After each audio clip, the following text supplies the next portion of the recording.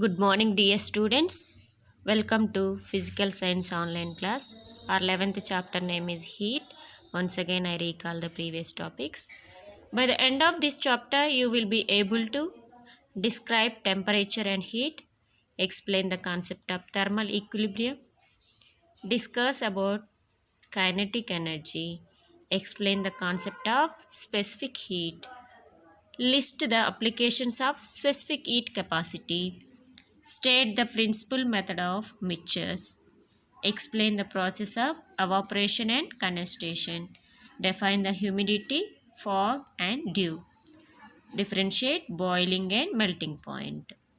In lower classes, we learned that heat is a form of energy. It transferred following from a body to higher temperature to lower temperature. The concept of hotness and coldness, filled with cold, lukewarm, and hot warm. We also learned that hotness and coldness are relative terms. Heat is a form of energy. Hot and cold objects. In our daily life, we see that some objects are cold like ice and some objects are hot like tea. We also know that some objects are hotter than other while some are the colder than others.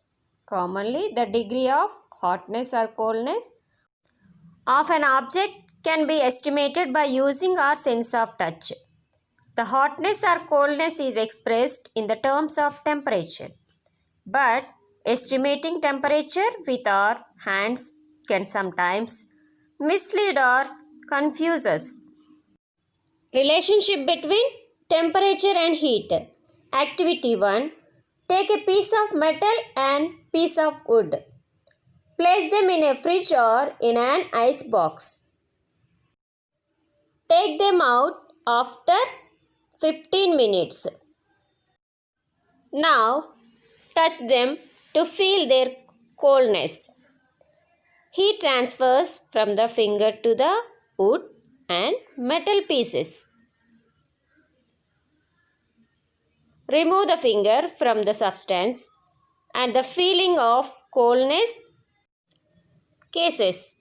The feeling of hotness or coldness involves temperature. Here the metal pieces is colder than the wood pieces. It is because the degree of coldness of the metal piece is greater than that the wood piece. The term the degree of hotness or coldness is defined as temperature. Finally, in terms of temperature, the metal piece is at lower temperature as compared to the wood piece. Thermal equilibrium. Heat and temperature. Transfer of heat takes place then two bodies, one hotter and other one colder, come in thermal contact with each other. This process continues till both the bodies have the same degree of hotness or coldness. At this point, we say that thermal equilibrium state. In the state of thermal equilibrium, a body neither receives nor emits heat energy. Example, when no transfer of heat takes place between you and the surrounding atmosphere, your body is said to be in thermal equilibrium state. Example 2. Similarly, the furniture in a room exists in a thermal equilibrium which the air is in the room. Here, the air and the furniture in the room are in the same temperature. Heat, a form of energy.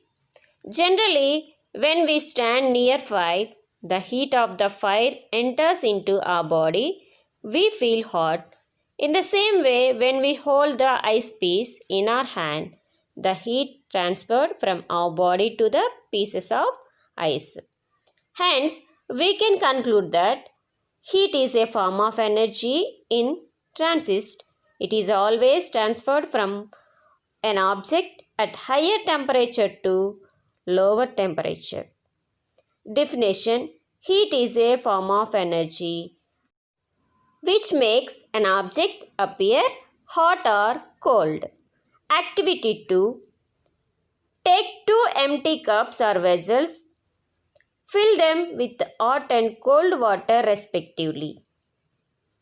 Now, take a laboratory thermometer. Observe the initial level of mercury in the thermometer.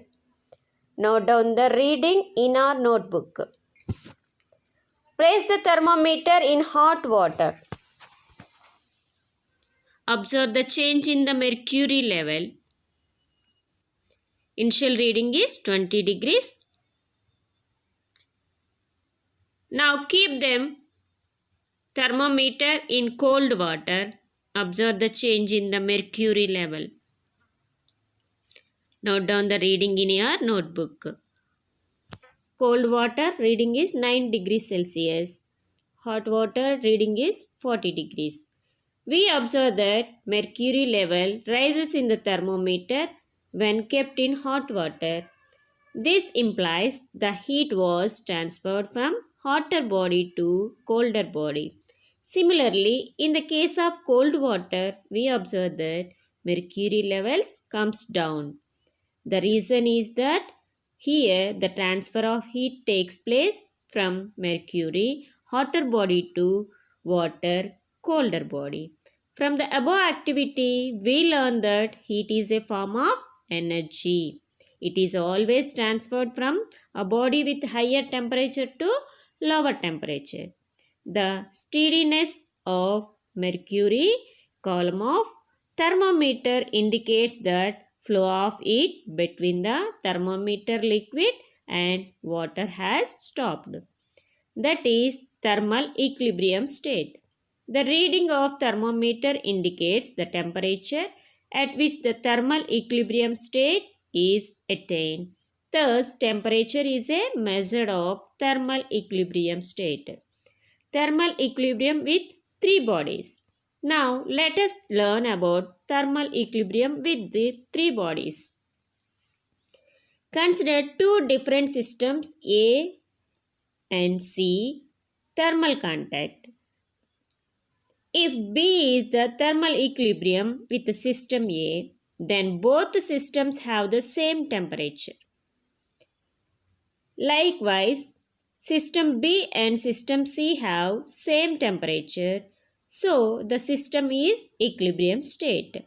In this way, the system A, B and C exist in thermal equilibrium state with each other. After learning to measure the physical quantities, temperature and heat, let us learn about these units. The SI unit of heat is joule, CGS unit is calorie, CAL, joule J. 1 calorie equaled 4.186 joules. Conversion factor 1 calorie. The SI unit of temperature is Kelvin, K. Its CGS unit is degree Celsius. Conversion factor 0 degrees Celsius equal 273 Kelvin. The temperature SI unit converted into degree Celsius. 0 degrees Celsius equal to 273 Kelvin. Temperature in Kelvin equal 273 plus temperature in degree Celsius. Until now we learn about temperature using larger bodies. Let us learn about temperature at molecular level through the activities. Temperature measured in Kelvin. Heat and temperature. Heat is a form of energy which measures an object. Appear hot or cold. Temperature is a measure of the degree of hotness or coldness of an object. It makes a change in the temperature of a body. It is the effect of heat. Heat does not determine the direction of flow of heat. Temperature determines the direction of flow of heat. It always flows from the body at higher temperature to lower temperature. Heat is measured in joule or calorie. In heat and temperature. Temperature commonly measured in Celsius or Fahrenheit. Activity 3. Temperature and kinetic energy. Take two bowls, one filled with hot water and other one cold water. Gently sprinkle some food color in both bowls. We notice that grains of food color exhibit jiggling movement. This is the result of the random motion of the molecules of water in both bowls. We also observe that the grains of food color is more movement in hot water. We know that every moving body has some kinetic energy, as the particles in the both of the bowls move with different speed are said to have kinetic energy. Finally, we can conclude that molecules or particles of the hotter body have comparatively larger average of kinetic energy than the colder body. In this way, the average kinetic energy of molecules of a body is indicated by the temperature of the body. In other words, the average kinetic energy of the molecules is directly proportional to the absolute temperature.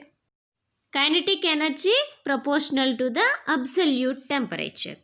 Activity 4. Temperature and kinetic energy.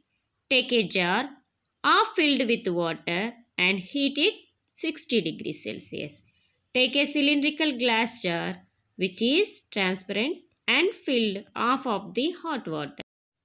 Now pour some coconut oil over the surface of the water very gently such that water and oil do not mix. Close the jar with lid. Take two thermometers and insert them into the jar through the holes. Put the thermometers in such a way that bulb of one thermometer is inside the water and other one is coconut oil. Now note the reading of both the thermometers, oil level and water level. The mercury levels in the thermometer kept in water falls on the reading of the thermometer. It is because the average kinetic energy of the molecules of oil increases while the average kinetic energy of the molecules are decreases. In other words, the temperature of oil increases while the temperature of water decreases. Some heat energy flows from water to oil as well as kinetic energy also moving one part to another part. It is the water loses energy while oil gains energy due to the temperature. From the activities, we learn that differences of heat and temperature. Heat is the energy that flows, temperature is the quantity which decides the direction in which heat energy. After learning this, let us now learn how these quantities are associated with the system through the concept of heat. Specific heat. Nature of materials. Take a big jar, fill it with water and heat up to 100 degrees Celsius. Take two similar boiling test tubes with a single holed corks. Now fill one of them with 50 grams of water, another one 50 grams of oil. Insert two thermometers into the two test tubes. Put the cork. Now observe it. We can conclude that thermometer mercury levels. Then now fix them to the retard stand and set them in the hot water of jar. The two test tubes, oil and water with 50 grams of. For every 3 minutes, observe the readings of thermometers. Note down the readings in your notebook. water 20 degrees Celsius, oil 40 degrees Celsius. When the test tubes containing water and oil are kept in the water jar of the same temperature for equal interval of time, they both receive same amount of heat, but their temperature is different. Water is 60 degrees, oil is 90 degrees. Here we find that the increase in the temperature of the oil is faster than the increase in temperature of water. Water is 100 degrees Celsius and oil is 100 degrees Celsius. In the increasing nature of temperature and heat, the increasing in temperature depends on the nature of the material. Here we taking two materials, water and oil. Specific heat. Nature of the volume of the container. Take 250 ml of water in a small beaker and 1 liter of water in a large beaker. Measure their initial temperature using the thermometers, that is 20 degrees Celsius. Now, heat both beakers until the temperature of water rises 60 degrees. Observe the heating. Time required to increase temperature of water is 60 degrees Celsius each beaker and note the reading. We observe that time required to heat the larger beaker is more than the time required to heat the similar beakers. This implies that the temperature of energy is more for water in larger beaker than water is smaller beaker for the changing the same temperature. In other words, for same change in temperature, the amount of heat absorbed by a body is directly proportional to its mass. Here, heat energy directly proportional to the mass. Q equals M. When delta T is the constant, Q is the heat energy. Now take 1 liter of water in a beaker and heat it. For every 2 minutes, note down the temperature changes delta T. We will observe that the change in temperature increases with the time. This implies change in temperature is proportional to amount of heat Q absorbed by it. For the same mass M of water, Q equal to M when delta T is constant, that is the equation 1. Q proportional to delta T when M is constant, M means mass. Next, Q proportional to mass into delta T. Q is the heat energy and proportionality overall. S is constant. S is the specific heat, that is given material heat. Therefore, Q equal S M delta T. Again, S specific heat equal to heat energy by mass into changing temperature with respect to time, that is the third equation. It is defined as the amount of heat required rise the temperature of unit mass of the material by unit. SI unit joule per kg per Kelvin. CGS unit calorie per gram for degree Celsius. The units in different systems are interconverted using the relation 1 calorie per gram degree Celsius, 1 kilocalorie per kg per Kelvin. We know that the rising temperature depends on the nature of the material. That is why the specific heat of the material depends on its nature. From the equation 3, we learn that specific heat.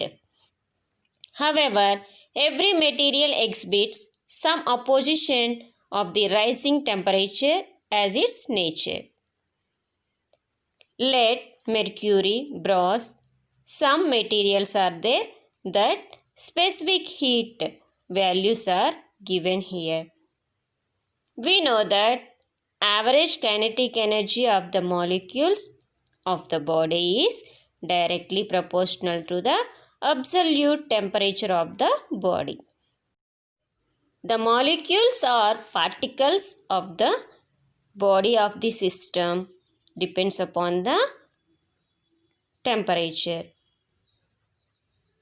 contain different energies such as linear kinetic, rotational kinetic, vibrational kinetic, and potential energy between them.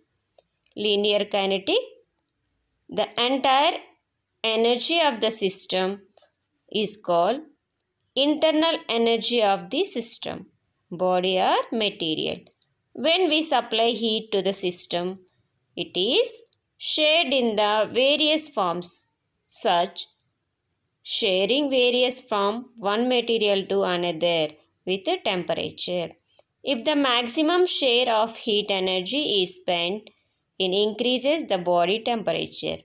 For this reason, the specific heat is different for different materials. The equation Q equal M/S delta T. Q is the heat, M is the mass, S is the specific heat, delta T is the change in temperature. Q equal M/S delta T. Applications of specific heat capacity.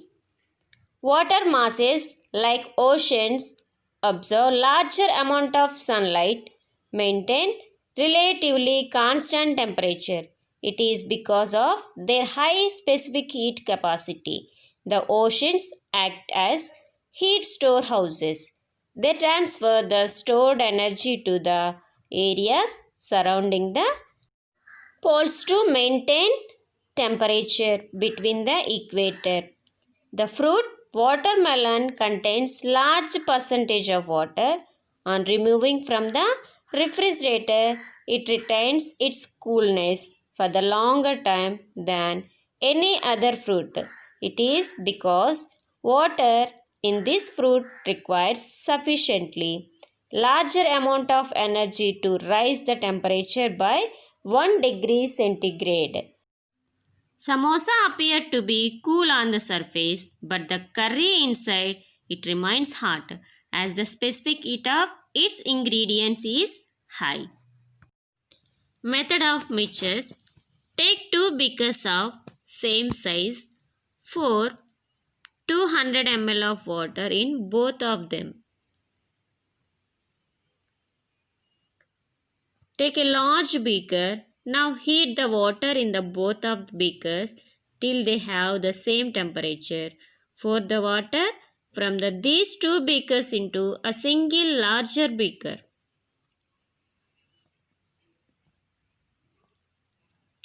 Measure the temperature of water mixed in the larger beaker. Situation 1 and situation 2. This is 90 degrees Celsius. Situation 2 is the 60 degrees Celsius. Pour the water into a large beaker from these beakers.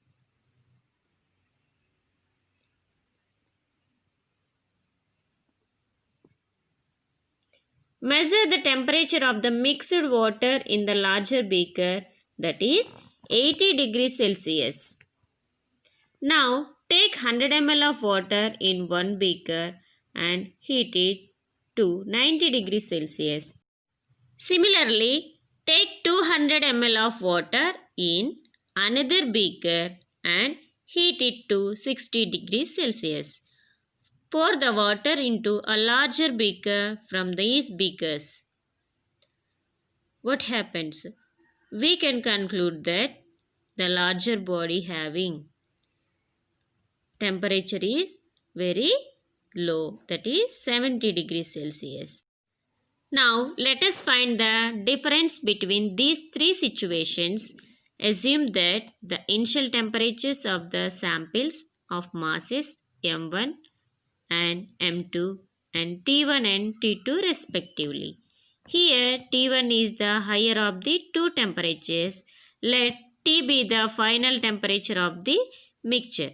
The temperature of the mixture is higher than the colder sample's temperature and lower than the hotter sample's temperature.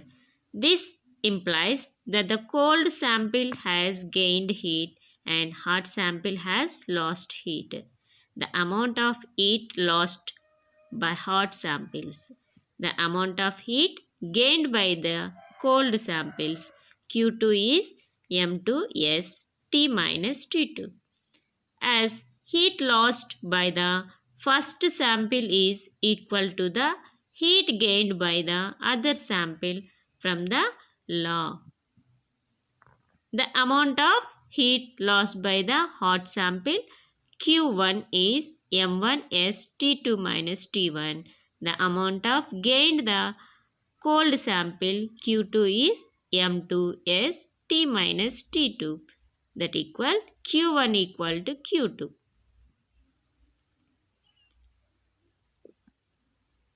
Finally, ST into M2 plus M1 equal S M2 T1 plus M2 T2.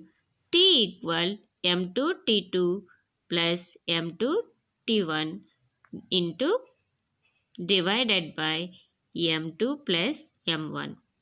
We observe that temperatures of mixtures in situations not equal. Method of mixtures principle. When two or more bodies at different temperatures are brought into thermal contact, then net heat lost by hot bodies is equal to net heat gained by the cold bodies until they attain thermal equilibrium. Net heat lost equal net heat gained. This is known as method of mixtures principle.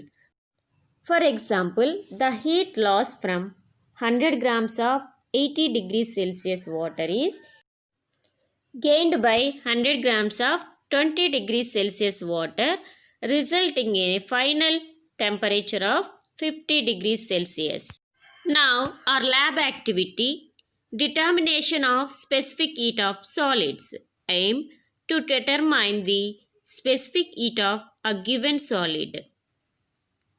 Required material: calorimeter, thermometer, stirrer, water. Steam heater, wooden box, lead shots. Procedure: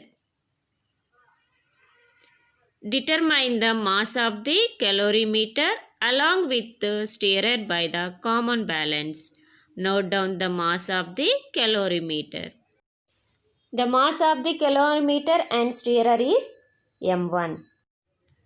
Now fill the water 1/3 of the calorimeter.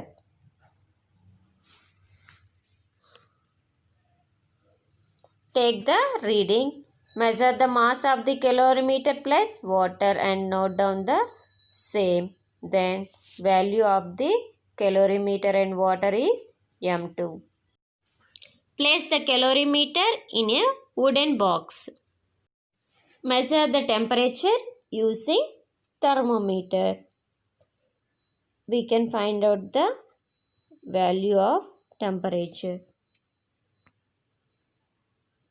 Mass of the calorimeter and stirrer are M1. Mass of the calorimeter and water M2. Take a few lead shots. Put them in steam heater or hot water. Heat them till the temperature reaches 100 degrees Celsius. Temperature of the lead shots 100 degrees. Quickly transfer the lead shots into the calorimeter with minimum loss of heat. Temperature to which the lead shots are M2 minus M1. Observe that the mixture settles at a certain temperature after some time. Now measure this temperature and also mass of the calorimeter along with the containers. Result: mass of the calorimeter and stirrer M1. Mass of the calorimeter, stirrer and water M2. Mass of the water M equal to M2 minus M1. Temperature of the water in calorimeter equal to T1. Temperature to which lead shots are heated T2 equal to 100 degrees Celsius. Temperature of the mixture T3. Mass of the mixture M3. Mass of the lead shots M2 minus M1. Specific heat of water SM. Specific heat of calorimeter SC. Specific heat S equal Q by M delta T. Interface. As the heat lost to the surroundings is 0, we can state that heat lost by the solid lead shots is transferred to the calorimeter and water for obtaining final temperature, that equaled SC. Water temperature SW, lead shots temperature SL. According to the temperature, heat lost by the solid equaled heat gained by the calorimeter plus heat gained by the water. M3 minus M2 into S into T2 minus T3 equaled M1 SC T2 minus T1 plus M2 minus M1 SN T2 minus T1. Finally, S T equaled M1 SC plus M2 minus M1 SW T3 minus T2 by M3 minus M1 into T2 minus T3. Finally, we can conclude that specific heat of solids. Numerical problem. How much heat is needed to raise the temperature of 2.0 kg of copper from 20 degrees Celsius to 70 degrees Celsius? The solution is mass 2 kg, change in temperature delta T equal 70 minus 20 degrees Celsius, that equal 50 degrees. Specific heat S equal 3.9 into 10 to the power of square joule per kilogram degree Celsius. Heat Q equal S M delta T. Answer is 3.9 into 10 power 4 joule. Result, therefore 3.9 into 10 to the power of 4 joule. Result, therefore 3.9 into 10 to the power of 4 joule heat is needed to raise the temperature of 2 kg of copper from 20 degrees Celsius to 70 degrees Celsius. Dear students, I hope all are understand today's topics. Next class we will discuss about evaporation and condensation. Thank you and God bless you all.